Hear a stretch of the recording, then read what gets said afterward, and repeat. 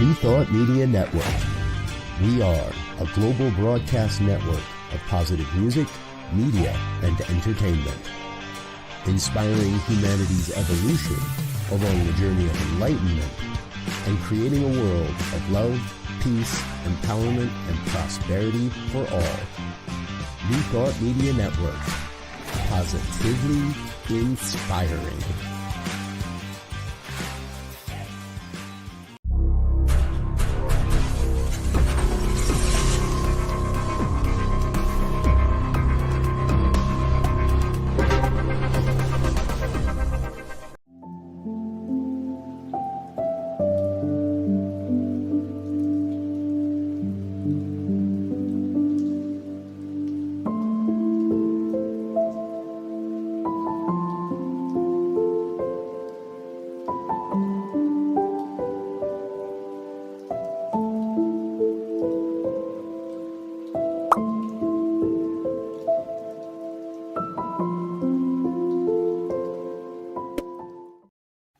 It is the Practical Prayer Podcast pre-show on New Thought Media Network. Hey, I'm Bill, that's Carol.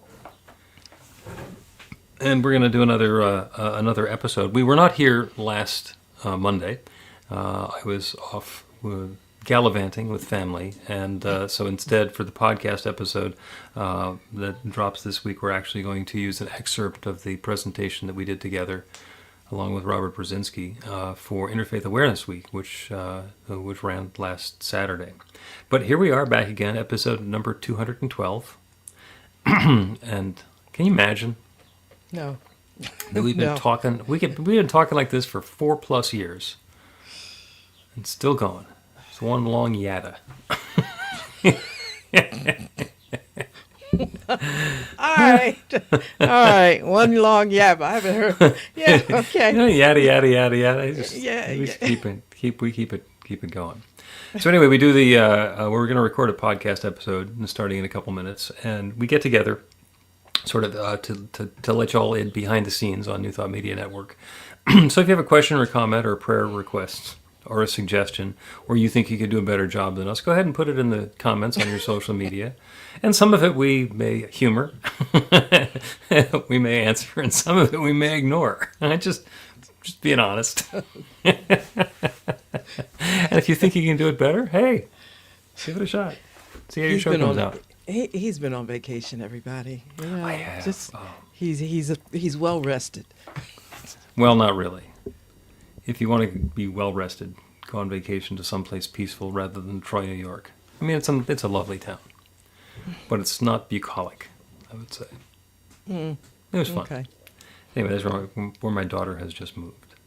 So we have a fascinating episode that we're going to be stuff we're going to be discussing today. Oh, I forgot to mention, if you are listening or watching on the recording, the rebroadcast, then the social media comments aren't going to work directly. But you can go to the website, bethelight.com, be-the-light.com, which is not showing up underneath either of us right now, because I don't have the button in place. But you can go to the website. There's a section for practical prayer, and you can put the same comment in over there, and we will give it exactly as much respect and gentle acknowledgement as we would if it were live. So you're really on. I really am. You're really back. Yeah, I just had some coffee, so must be a good thing. Anyway, you came up with 2 topics for this episode, and I am not going to mention the details of troubling language or always yes, but I'm going to see how far we get into which one of them, because I'm fascinated. Okay. So I don't know where it's going, and so we'll see. You ready to start? Okay, yeah. On your mark, get set, podcast. A practical prayer is a prayer that works. These discussions between Reverend Bill Marchiony and Carol Lawrence dive into the details of how it works and how to work it. Reverend Bill is a New Thought minister and the author of Practical Prayer for Real Results. Your new life begins with a new thought. Carol Lawrence is on a spiritual quest, finding the New Thought teaching after decades on the pulpit in 3 different traditional denominations. I've got some questions. Together, they're exploring the philosophy and activities that come together from many of the world's religions to create the practical spirituality that is New Thought.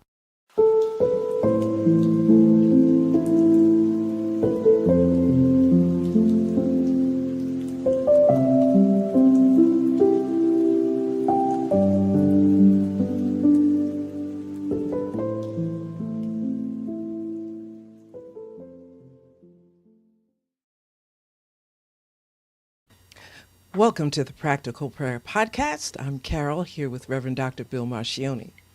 I'm very much looking forward to the conversation that we're going to have today because I know that it can go in a variety of directions, 2 that have already been identified, and I'm going to intentionally avoid putting my thumb on the scale. So I'm just going to let Carol introduce this one. Okay, so let's focus on the prayer part, the prayer thing. Okay. Okay, so there's a comment that you made very early on when I met you, and I've heard it since. The answer to every prayer is yes. Correct. I have said that, and I stand by it. And I stand by it with you. Okay. But I want to discuss it a little bit because what I get back and what I from my history, I understand what the response is that people are accustomed to. Yes, no, or not right now, or wait. Mm-hmm. And there's just way too much in that. You know, I always thought it's like way too much. So let's talk about why it is just yes. Okay. If you have a plate of cookies and I want a cookie, I can say, "Can I have a cookie?" Mm-hmm. And you would say, "Yes." Yes. Okay. I could say, sort of being a little bit more humble, "Do you mind if I take a cookie?" And you say, "Yes," which means that would trouble you, so the answer to me is no. Do you mind if I take one of your cookies? Yes, and there might be a bunch of reasons. That one's intended for my kid. That's the only one that I have left. That was baked special for my Aunt Sadie, and it's her 97th birthday. Or whatever. Yes, I mind if you take that cookie. There's something more to it than that. My request is the same in either case. I want a cookie. But the way that I'm asking the question, the mindset that I have as I make the request, affects whether the yes that I get means the yes that I want versus the yes that I get is the no that I'm expecting, or that I that I believe I deserve. And game on, because the universe is going to say yes, and it's not to the words that we use, although that's tremendously helpful in focusing what our intention and our belief is. That infinite creative power is responding to our belief. So when I set an intention for something to come into my life in a new and fresh and wonderful way, I am prosperous. And I am completely open and willing to believe that regardless of experience up until now, I am prosperous. And prosperity is unfolding for me and through me and as me, and I'm continually uplifted by the good showing up in my life. Mm-hmm. And if I believe that I'm going to continue having the same sort of financial struggle that I've had for years and years and years, or a lifetime, or my family has had for generations, and I say I am prosperous and I believe that I am not, the universe says yes to what I believe. And I get more struggle. So it's not necessarily what we put into the prayer in the words, in the part that we're thinking of up in our logical head. It's actually what we're believing in our hearts. That's what the universe is saying yes to. And it always says yes. I get it. So the universe is saying yes to what we put out, but what we're speaking from is our subconscious belief system. Mm-hmm. Yep. All right. That was easy. Yeah, that was simple. And it's really easy because there's one story And I like to go back to creation stories. There's one story since the beginning of time. Okay, everything that the scientists have told us about the way that the universe works, once we identify a natural law, it always works. It always applies. Things always work that way. And it turns out that they worked that way before we understood the natural law or its application. But it's always worked that way. You know, Newton did a whole lot to explain how gravity worked. And all of his observations were spot on, and we were able to make calculations and interact with gravity in very precise ways now that we understand it. And as we get more and more nuanced about it, the law doesn't change. Now, it changed once in the early 1900s when Einstein said that gravity actually applies to light, and but it's the same gravity. It works in a slightly different way than we understood it to work. But when we walk backwards, yeah, it always worked that way. We never had the idea to check or the accuracy of the instrumentation to measure, but it always worked that way. So that's a natural law. So in the beginning there was darkness and void, and God said, "Let there be light," and there was light. There is no way to take the light back. You can't change your mind and say, no, wait, no light. You know, same thing with the Big Bang. Okay, the Big Bang happened and everything started expanding and exploding. You can't say, wait, stop. No Big Bang. It's going to turn into something. It's going to continue doing what it's doing, and what it's doing is creating. And the creative process is a yes. And we can stop something that's been in process, but we can't do it by stopping it. We do it by turning it into something else. If I have been experiencing poverty in my life and I want to experience prosperity, then in addition to claiming I am prosperous, I probably need to change some things in my belief system, and maybe in my behaviors, and perhaps in the people I'm hanging around with, and certainly in the commitments that I'm making. Because if I have the belief that I need to get myself a brand new car on a lease every 2 years, and I'm going through from one lease to the next in poverty, maybe I can change that a little. Yeah. Maybe a used vehicle will be a nice stepping stone between me and my prosperity, but I'm involved in it. You're involved in it. Yeah, before I respond to that, say something more about being involved in it. It is done unto you as you believe. So you can have this family generational belief that's always been the same, that's been going on since the beginning of time. And when we buy into it, it continues to apply to us. As soon as we get a different belief, we break that cycle. We are able to experience something new. And the answer is going to be yes. And it can be such a powerful yes that it's as if that year or lifetime or generations of belief never existed. Perfect. That's exactly what I thought. Sweet. Yeah. But here's the thing. And it's not a thing. It's not a thing at all. I'm going to use the word work. Okay, I'm letting you know up front. You like the word work. Because it is. That's right. Putting down the stuff that's been working, that we've been using for our entire lives, that takes some doing. It does. And usually, by the time I meet certain people, they're ready. You know, they're like, look, whatever the heck it takes. But then to say it takes a little work, that's hard. And I don't know, people tend to like to do the work. I haven't met a whole lot of people who just said, you know, the heck with it, I'll just leave life the way it is. People really do want to get, let's use the term somewhere. And I think let's use the pandemic as a point of reference. Okay. A recent point of reference. There's been so much disappointment in the world since then. Just incredibly. And with people having been doing their best, like the best they know how to do, and their best is really rooted in what they believe in terms of their subconscious beliefs about work and struggle and so forth.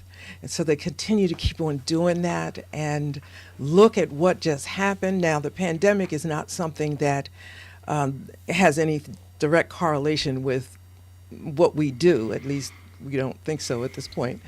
But the end of it is the same, whether it's a pandemic or whether it's craziness that's going on socially in our culture or whatever. We still get to the same place. We don't like the way this is. Is there anything that I can do differently to make my outcome different? And even, and separating yourself from the outside is a little bit of a struggle too, because we're used to reacting to stuff that's going on, right? All of the movements that have happened over the time that even some of us have been alive to see certain movements. It's always kind of in react mode. And now the idea of not responding from your subconscious means that I got to get out of react mode and come up with something different and, a new idea of how I can respond. And it takes a bit. It does. You agree? Oh, yeah. Yeah, there's definitely, there's work to be done. And, we get the idea that, changing our experience is as easy as changing our clothes. I'm going to take this shirt off, I'm going to put a different shirt on, and suddenly brand new.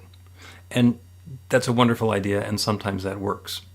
But if you take somebody who has been completely taped up in adhesive tape and then put into a suit of armor, which is then welded shut, changing clothes is going to take a while.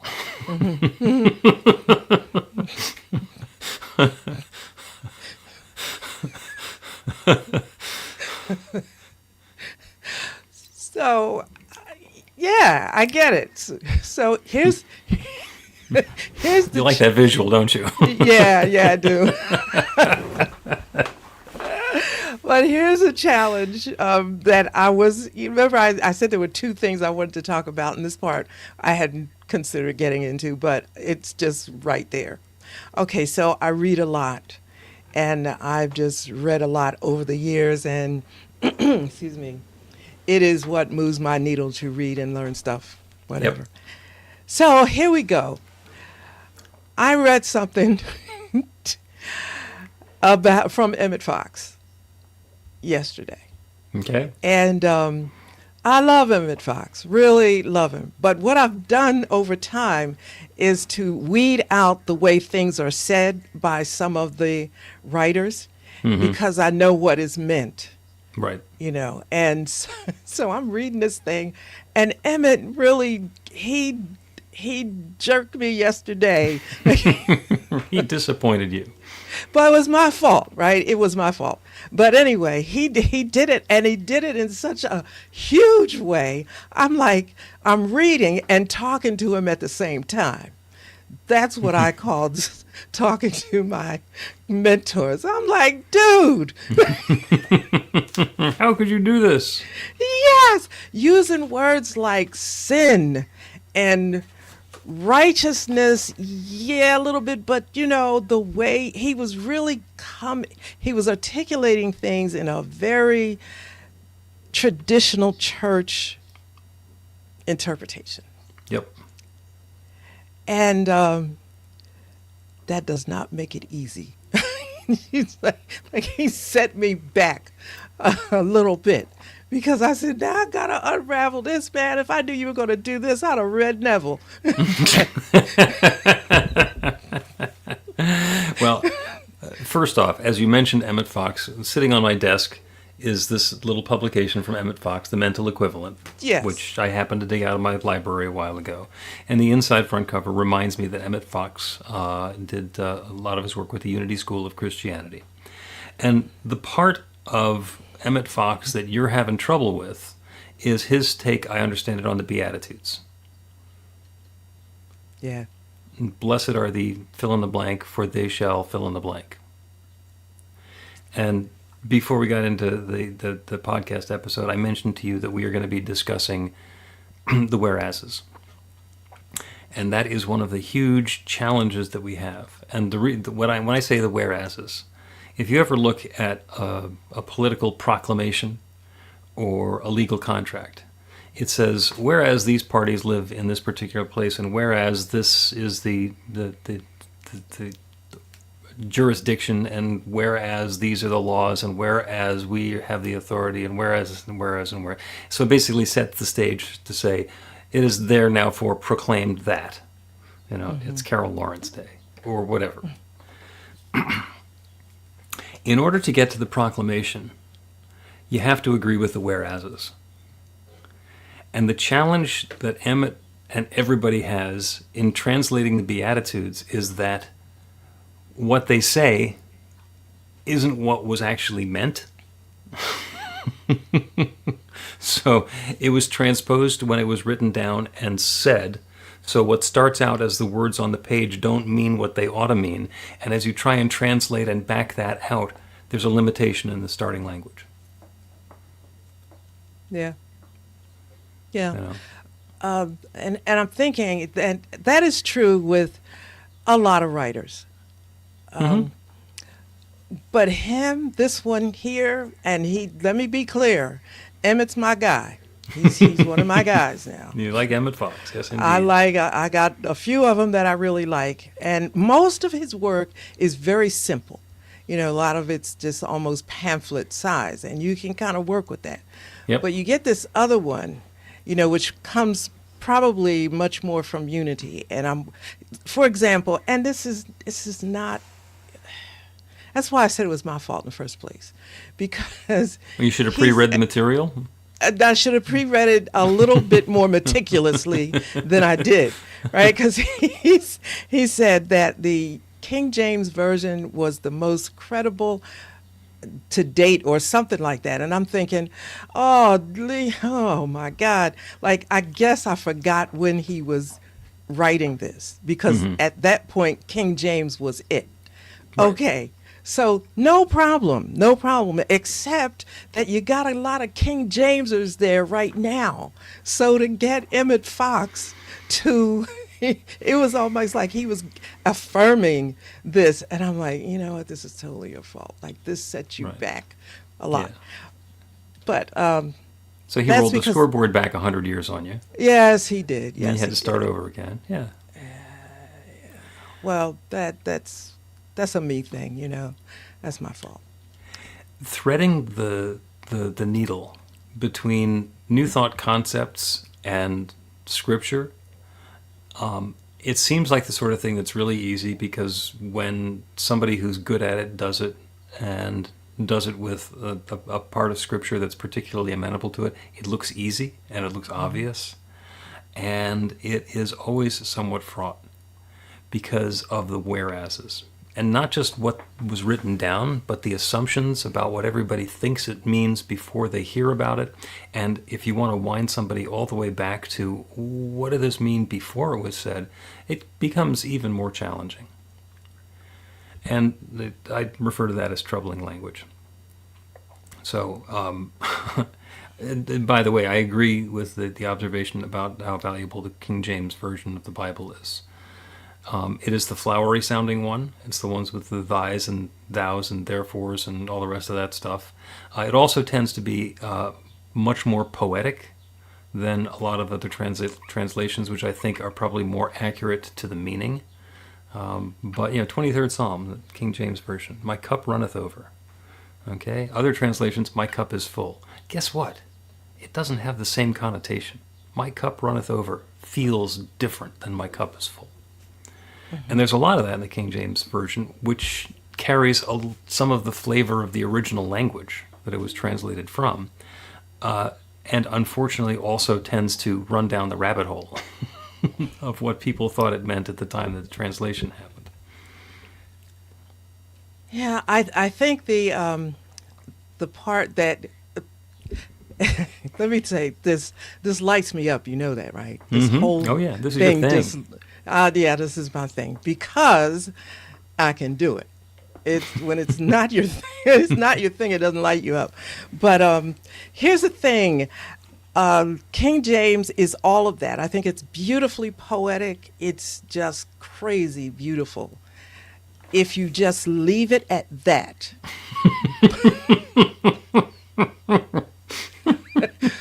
But you can't do that. Now, in certain traditions, and not just my own tradition, it's broader than just my own tradition. I use the term interpretation is king. I'll put that up because that's what we're up against here. Even when you want to change, you want to do the work in your subconscious mind, and you've got all the stuff, and your interpretation is king. And with that King James version, you got the interpretation that is given, which is like from the fundamentalism and that kind of thing, it just destroys the poetry of it.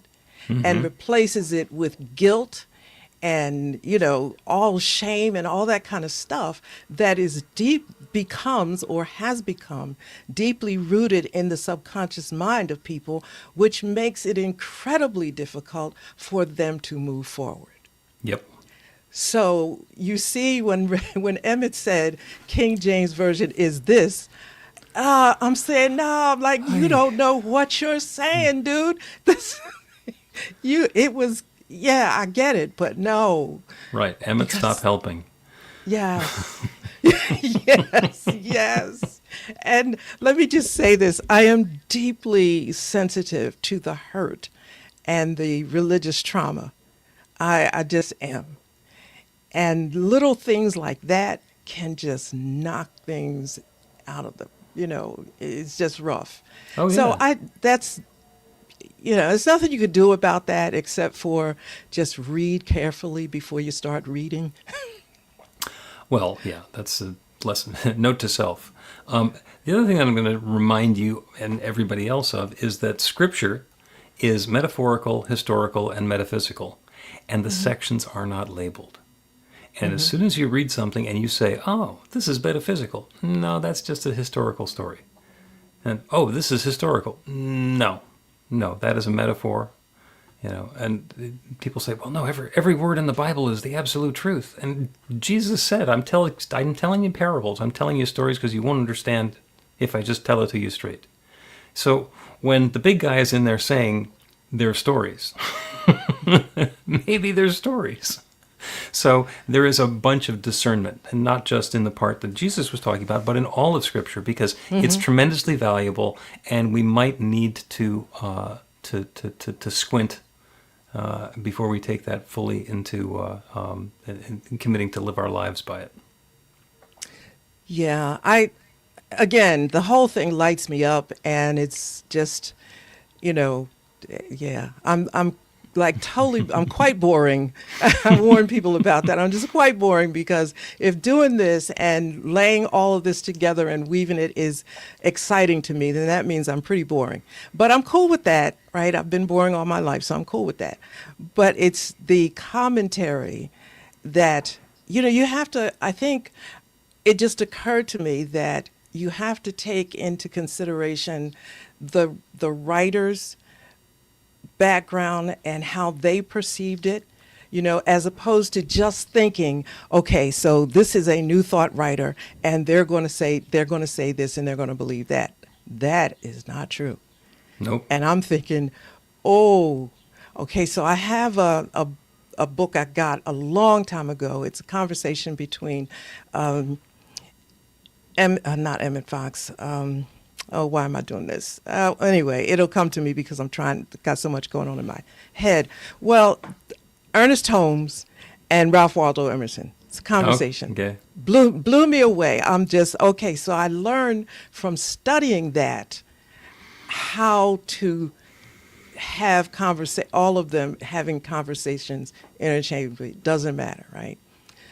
Until you understand them as people. Because some of them are bringing their self to the conversation a little bit differently than the others, and I missed it. I missed it. I missed it. Be gentle with yourself. I say, okay, I got you, Emmett. I just remember what school you went to. Okay, we're good. There you go. Hey, let's take a break and continue this discussion about always yes and troubling language. Yes. Learn to put practical prayer to work in your life. The steps are simple to learn, and let you begin to get real results to create the life of your dreams immediately.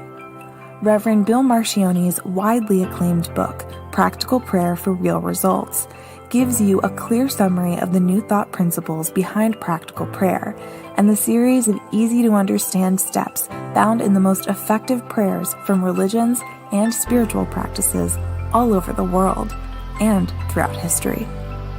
Practical prayer is not a replacement for your religion or practice. It's a technique to make the work you do in consciousness even more effective. The book includes 40 prayers on various topics that you can adapt as needed and use as your own. Practical Prayer for Real Results is available in paperback, Kindle, and audiobook on Amazon or at b-the-light.com. That's b-the-light.com. Welcome back to the Practical Prayer Podcast. I'm Carol, here with Reverend Dr. Bill Marchiony. We're having a fascinating conversation about troubling language, starring Emmett Fox.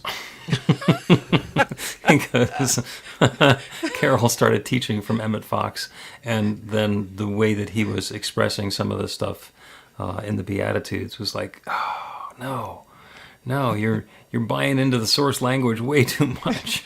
You're telling the same old dysfunctional story. Yeah.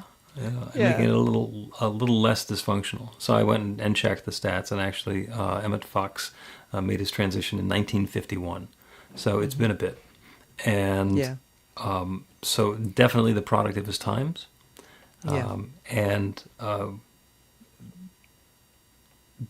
was it better? Was his interpretation better than what you would get just as being a lowly below the worms sort of human that doesn't deserve anything? It was very good. It really was. It was just one or two little things and those one or two little things are really things that could knock somebody off the wagon. So I know he didn't mean it. I told him that. I said, I know you didn't mean that, but we're going to have to work with this.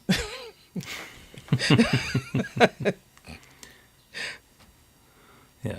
And actually, Emmett Fox, I mentioned before that a lot of the work he did was in the Unity School of Christianity, and that's where he gave some of the lectures. But he was actually a divine science minister. So a different sect of New Thought, but it's all the same thing, believing exactly the same thing, and mostly that there is one. Mm-hmm. And when we try and re-language stuff that exists already into the there is one language, we run into the difficulty of losing the content that the source material started with. Because in some cases, I mean, if somebody's approaching with the belief that the answer to our prayer is going to be, and taking us back, connecting this to the beginning, is going to be yes or no or not now, then fitting everything that they've brought into prayer or considered bringing into prayer and telling them that the answer is always yes, it strips the gears. It's like that wasn't a yes.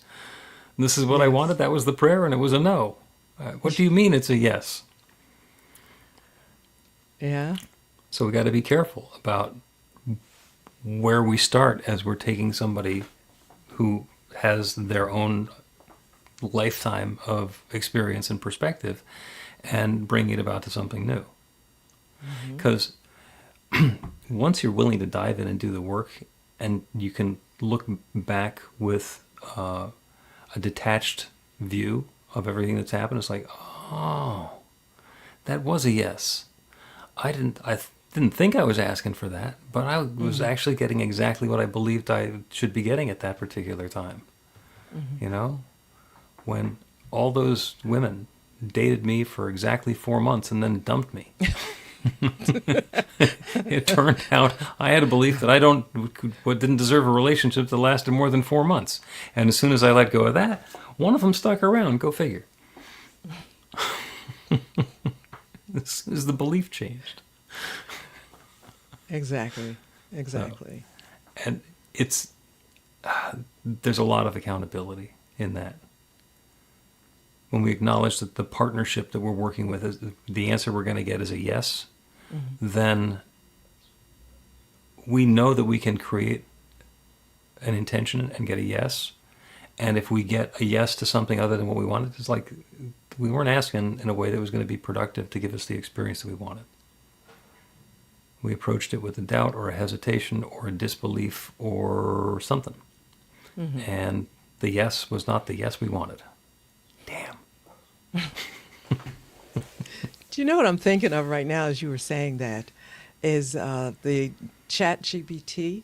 And I'm not familiar with all of them, but I know there's a whole lot of YouTube tutorials on how to put the prompts in and how to phrase it and all of that. And it's when I first looked at it, I just thought, okay, just ask it what you want. But and the stuff I ask is so simple. I'm pretty cool with it so far. But I can see that you have to refine it. So you're asking the question, which seems to be unfair sometimes, cheating. You're asking the question in a way to get the answer that you want, but not so. It feels like that, but it's not really. It's like you're asking a question, and now I'm back to prayer again. You're thinking about the prayer and what you want, and isn't what you want the thing that drives it, because that's what we're after. Mm-hmm. In other words, why else would you pray? You know, I'm not personally, I've never been interested in a maybe. I got a maybe already. You know, that's where I'm starting, right? That's right, you know, and I'm not particularly interested in a no. If you're going to just, you know what I mean? So I think practical prayer or affirmative prayer, whatever people feel comfortable with, I guess, gives you a way to refine what you really want, which is really, really important. Right. Yeah. Yeah. Because a lot of times, I said this and I'll stop. Sometimes when you rephrase it a lot, and you look at it and say, you know what? I don't even want to go down this. This is not what I really. You tell yourself a no. Right. So yeah. Well, and we talk a lot about the technique of practical prayer, and especially how it's similar to and different than an affirmation practice. An affirmation practice is really powerful, claiming the good that we're seeking. I am prosperous. I am healthy. I am comfortable. I am creative. I am filled with loving relationships. And that's wonderful, and it works brilliantly, and has made many, many self-help authors and influencers very successful. And my point is that it works right up until it stops working. And where it stops working is when we get to the edge of our belief system. Mm-hmm. You know, I can claim that I am prosperous, and as long as I believe that I'm not, then I'll get some additional prosperity, and then it'll stop. Mm-hmm. And when I let go of whatever it is that's keeping that limitation going, then I'm able to empower that affirmation even more. And the technique for doing that is to know that we're partnered with an infinite creative power that's creating this. It's created everything. It has created us. It has created this next experience. So we're putting ourselves onto that big team with the divine, spirit, God, nature, whatever the creative force is, has created everything. And it has the ability to create galaxies, so it certainly has the ability to create this next new experience for me. And then I make my claim. I have my perfect loving relationship. And it either becomes therapeutic and my experience changes and I then get a lovely, wonderful, loving relationship, or something in my mind says, you don't deserve that. Yeah, but you're not gonna. Yeah, but you've always screwed those up. Yeah, but, or whatever. It then becomes diagnostic. So we're using the same technique, not just to change our belief and to create a new experience, but also to understand what our belief is. Because if I keep on making an affirmation, and my subconscious keeps on kicking back and saying, no. Yeah, but you don't. That's telling me a lot more about my belief system than it's telling me about the way the universe works. And we can work with that, because that's a great way of understanding, oh, okay, these things keep showing up in my life, and it's because I believe in something. And we can use the same prayer technique to get some clarity and insight about what that something is, and then move through it. Because, in fact, all the good that's available anywhere is available everywhere, and it's available to me and to each of us, as long as we get ourselves out of the way and stop fighting it. Well, that's not easy, but yeah. Yeah. Well, I didn't say it was easy. But then again, it's a podcast, so we're summarizing.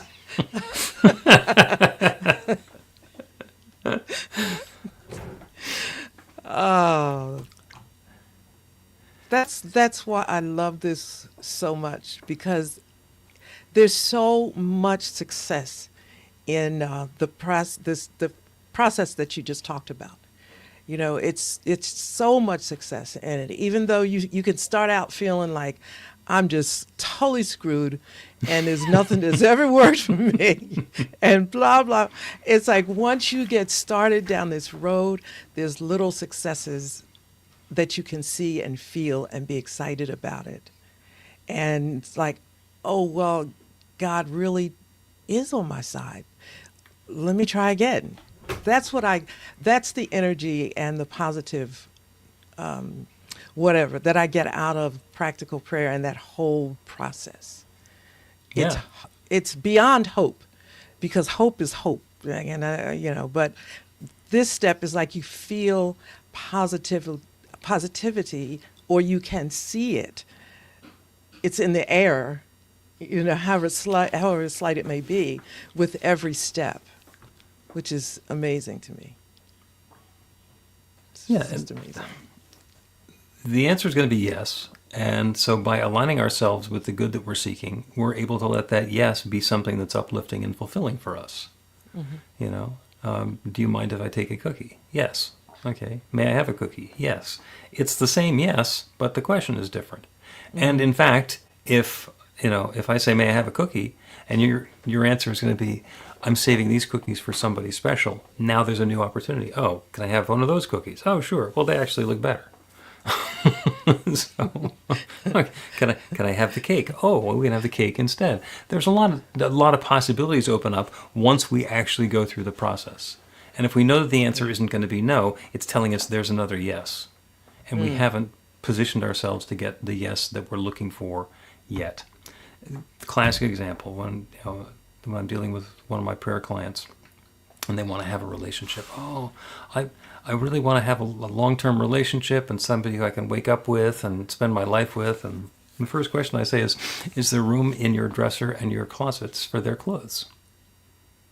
It's like, well, no. Well, okay. How at home are they going to feel when they show up? Perhaps you need to clear the space, not just in your closets, but in your lifestyle, to have that relationship. Oh, I'm way too busy to have a relationship, but I really want to have a relationship. Okay, what's the yes going to be here? And by understanding that we're engaged in that interactive process, we can then go through and clear away the things that aren't serving us and change our beliefs and say, oh, well, I am willing to clear out that closet. In fact, let me move all of this stuff into storage, and there we go. And I have seen relationships blossom and show up out of nowhere when somebody's willing to go through that process about looking at what they're willing to let go of in order to have the relationship. It shows up in all sorts of different ways. Mm-hmm. Mm-hmm. Let's take another break, and then we'll do a prayer for getting a yes for something. Get inspiration in an instant. God calls are the gentle and uplifting moment of truth to help you remember that the bright light of God's love is shining right now as you. It's your God Call with Reverend Bill. Start your 2-week free trial today, and you'll get a phone call 4 times a week from Reverend Bill with an uplifting half-minute message filled with insight, wisdom, story, and fun. Let your light shine. You can answer the call to listen to it live or let it go to voicemail so you can hear it later. After the free trial, your subscription is just $5.95 a month. The details are at godcall.org. God calls are disruptive, intentionally. Whenever you write something, put on a gold star. They take you away from your routine to remind you about the truth of who you really are. They come at random times between 8:15 a.m. and 6 p.m., so you won't be expecting them. And somehow, the message is exactly what you need to hear at the time. Magic is loose in the world. It's a moment of motivation in the middle of your day. Find out more and start your 2-week free trial now at godcall.org. Welcome back to the Practical Prayer Podcast. I'm Carol with Reverend Bill Marchiony. Yeah, and we are having a wonderful conversation about, among other things, the troubling language of Emmett Fox trying to back out of the Beatitudes. And also, the big picture that we're looking at is that the answer is always yes. And that's what I want to include in the prayer today. The answer is always yes.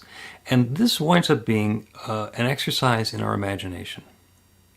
So if you knew that you were making a request and the response to that request was going to be yes, you already knew it's yes. Mm-hmm. What would you ask for? What would you invite? What would you open to? What would you want to have in your experience? What would you want to have change? And it can be as subtle or as grandiose as you want it to be. And the question then becomes, do I believe that I deserve this? Do I believe that I deserve to be prosperous, to live a life of luxury? Do I believe that I deserve a wonderful, loving relationship? Do I believe that I could be the sort of person who is healthy and comfortable and weighs what I want to weigh and has my clothes fit the way I want my clothes to fit?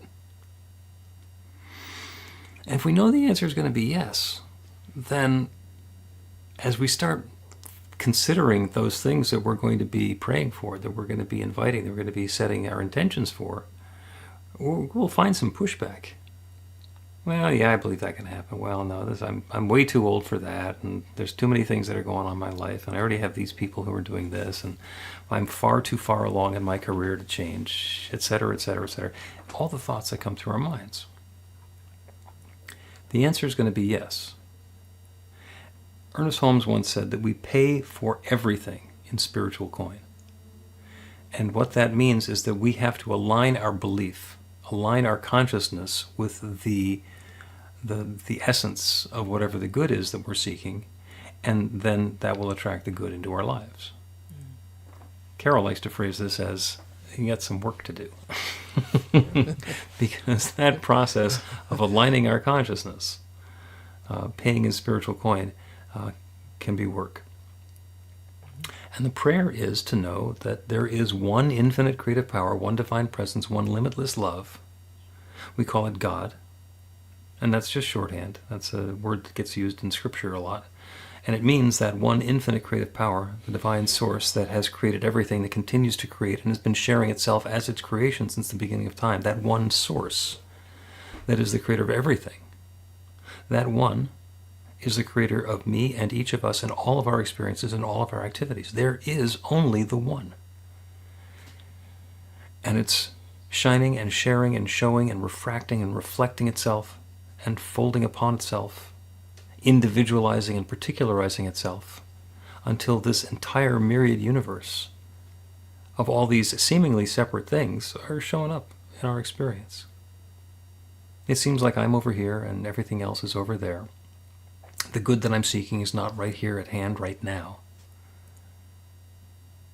And when I remember that this is one infinite universe with all these different facets, I know that it is completely possible for the good that I'm seeking to be seeking me.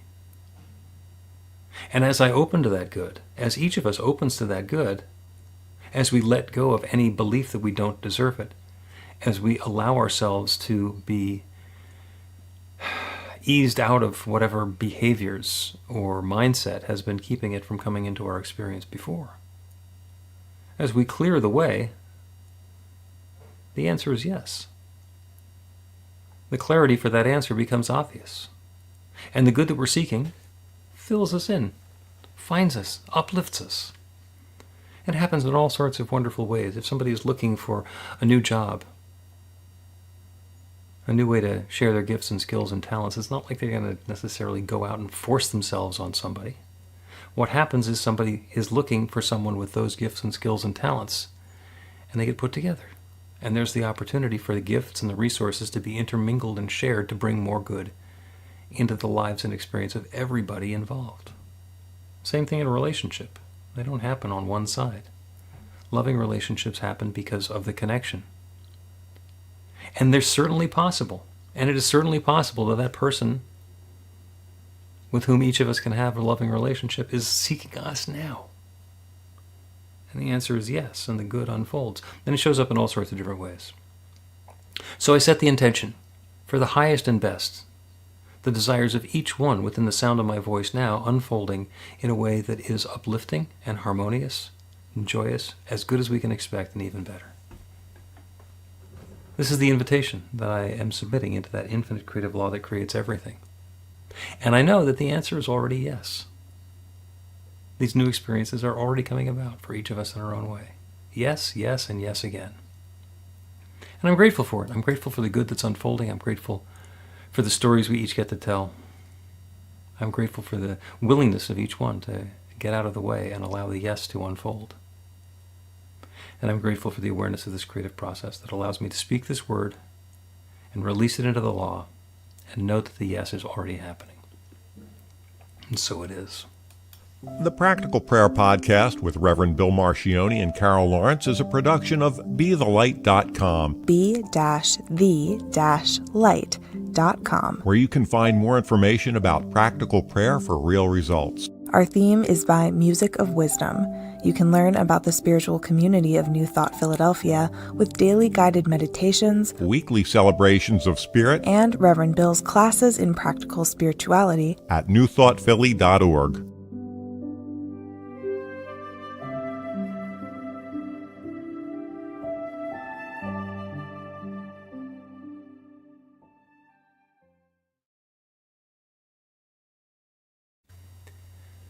We did both.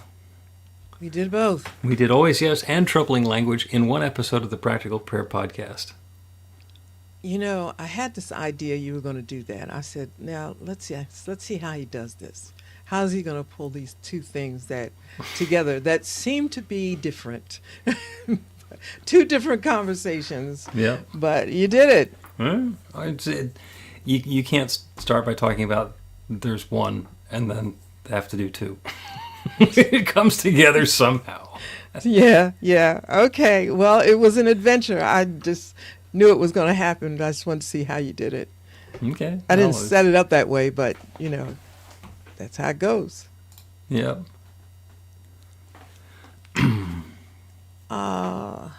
Troubling language and older material. Just change. Sounds just changed. Yeah. Yeah. I love it. Yes, I like that. There was a group of young adults in religious science, probably 15 years ago, and they were living in a group house, so they were all together all the time. And they decided they were going to rewrite the Science of Mind textbook in gender-inclusive language. Uh-huh. To which I said, 20, 25 years old? You go for it. Let me know how it works out. Because that's a project that's fun to start, but just gets completely into the weeds by the time you get done with it. Because nobody wants to stop just with the gender language. It's like, well, he didn't really mean this, so let me change that too. And then suddenly, all the fundamentalists are arguing.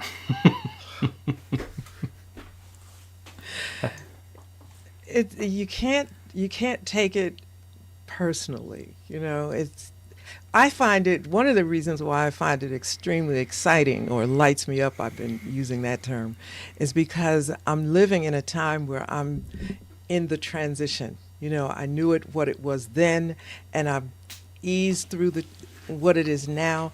I have children that, you know, came along. It's just totally fascinating to see the change and just to live through it. And you can follow the breadcrumbs.